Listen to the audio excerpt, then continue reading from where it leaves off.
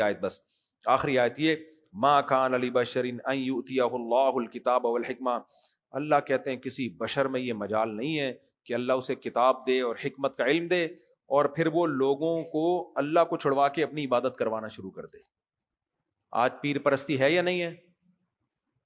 اللہ کو چھوڑا ہوا ہے, پیروں کے پیچھے پڑے ہوئے ہیں, تو یہ خود اس پیر کے 2 نمبر ہونے کی علامت ہے. جو اللہ والا ہوگا وہ آپ کو اللہ سے جوڑے گا.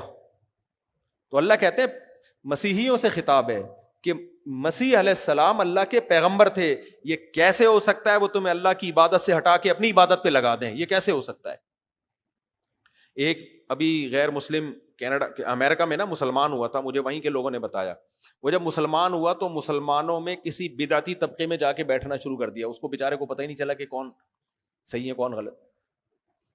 تو وہ آ کے کہنے لگا کہ یار میں نے تو عیسائیت اس لیے چھوڑی تھی کہ وہ اللہ کا تو نام لیتے ہی نہیں ہے, مسیح علیہ السلام ہی کو سب کچھ بنایا ہوا ہے, تو یہاں میں آیا تھا کہ جس نے مجھے پیدا کیا ہے میں اس کی عبادت کروں گا, اس کی حمد و ثنا کروں گا. یہ لوگ بھی اس کو چھوڑے ہوئے ہیں, ہر وقت یہ اپنے پیغمبر صلی اللہ علیہ وسلم ہی کو انہوں نے مشکل کشا, حاجت روا, سب کچھ بنایا ہوا ہے. تو مجھے تو کوئی فرق نظر نہیں آ رہا. وہ مرتد ہو گیا, پیچھے ہٹ گیا, وہ چھوڑ دیا اس نے اسلام.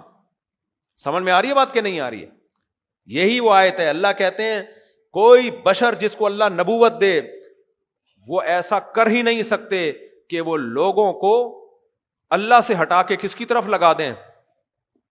اپنی طرف لگا دیں. اور وَلَا يَأْمُرَكُمْ أَن تَتَّخِذُوا الْمَلَائِكَةَ وَالنَّبِيِّينَ أَرْبَابًا, وہ کبھی بھی نہیں کہیں گے کہ تم فرشتوں کو یا پیغمبروں کو خدا بنا لو, معبود بنا لو.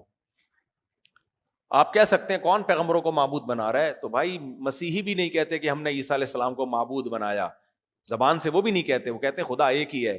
کہنے سے نہیں ہوتا, آپ کے ایٹیٹیوڈ سے پتہ چلتا ہے. ہندو بھی کہتا ہے کہ بھگوان ایک ہے. بھائی جب ایک ہے تو ان پتھروں کے بتوں کے سامنے جھکتے کیوں ہو؟ ارے بھائی معبود ایک ہوتا ہے, ہمارا رویہ بھی اس کے ساتھ معبود والا ہونا چاہیے.